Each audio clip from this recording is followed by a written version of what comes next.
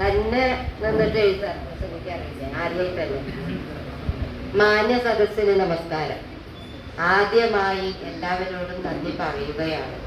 എൻ്റെ കുത്തിക്കുറിക്കലുകൾ പുസ്തകമായി പുറത്തിറക്കിയതിന് അതിൽ പങ്കാളിയാകാൻ ഇവിടെ കൂടിയുള്ള എൻ്റെ പ്രിയപ്പെട്ടവർക്ക്, വളരെ ഭംഗിയായി ഇവിടെ സംസാരിച്ചവർക്ക് എല്ലാവർക്കും നന്ദി.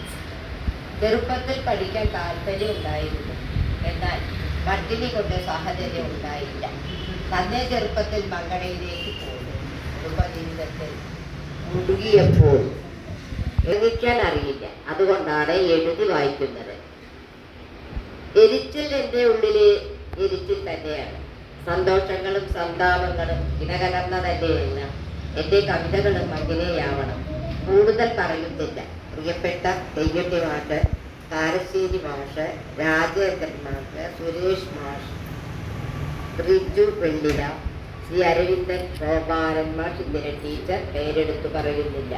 ഇവിടെ കൂടിയിരിക്കുന്ന ഓരോരുത്തർക്കും എൻ്റെ പൊതുവായി നന്ദി.